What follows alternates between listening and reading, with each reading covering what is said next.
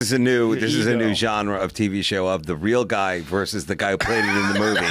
Well, I want to see doctors against guys who played a doctor. I want to see astronauts against guys who think they're an astronaut. I want to see it all. Tom Hanks versus John Glenn. Yeah. Navy SEAL from a movie versus real Navy SEAL. Dinosaur versus chicken. I want to see it. Isn't that what Mark Wahlberg said if he was on the plane? It wouldn't have gone down? Spy versus... Did he really say that, though? Yeah. That's what everybody says. I don't know. I never heard him say that. It's a funny thing to think. It's a crazy thing to think.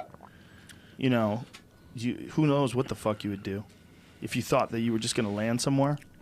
You know, that's the idea, is that you knew what was going to happen before it happened. Nobody knows. Well, while that shit's going down, someone's got box cutters.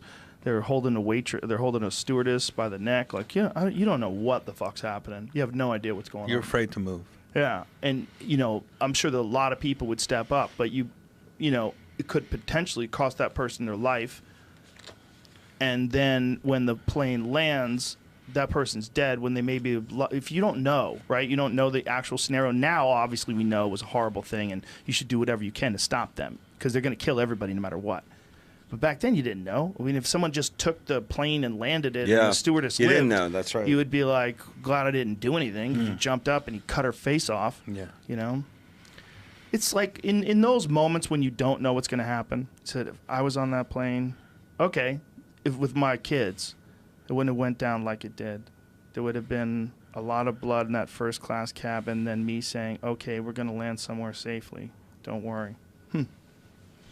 Oh. That, see, I see where he's coming from, right? He's got kids that he loves. He's got a family that he loves. He wouldn't have sat still. That's what he's saying. Yeah, that's what he's saying. And in his mind, he probably has that conviction. Even if it meant the thing ruining is, everybody's life. Would it work? If it didn't work, like, what do they have? Do you know what they have? They don't know. You know they have a box cutter. Do they have anything else? How many of them are there? You don't know, like... Yeah. Is anybody going to back you up? Does anybody else know how to fight? You know, you could get fucked up. You could step up thinking you're Billy Badass, and this guy is some trained martial artist who smashes your face in and cuts you up with a box cutter. That could happen, too. And still pulls his belt off and blows the plane up. It could. Who the fuck knows, man? That's why there's professionals, right? That's where there's those air marshals that can assess the situation and figure out. And obviously, you know, they weren't either they weren't there on that plane or they couldn't help.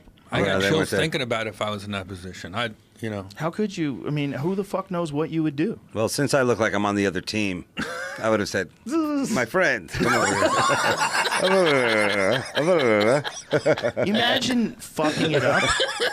my friend. They're like, come on, get up and do your... I'm like, I'm not part of the team. Dave, do your foreign guy thing. Fuck, man. Yeah, you'd be, have you ever been so scared that you're frozen instant for a second? Oh, yeah. Yeah, I mean, you can't know what the right thing to do is. And the wrong thing can be so catastrophic, right?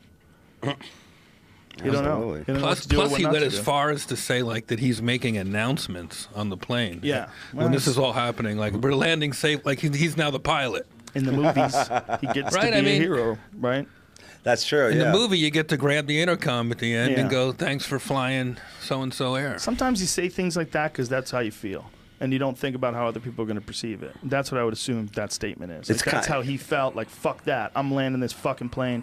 I'm going to kill these fucking terrorists. Yeah. Right. That's what he told his kids one night. The problem is you're saying that to billions of people. And billions of people hear that and they go, what? And then all these people get to assess your statement, whether or not it makes any sense. Like, what are you going to do? You going to kick everybody's ass? Right. Okay. You sure? I know a lot of dudes who, if they were there and you tried to do that, you'd get smashed. Right. Like, there's scary people in this world.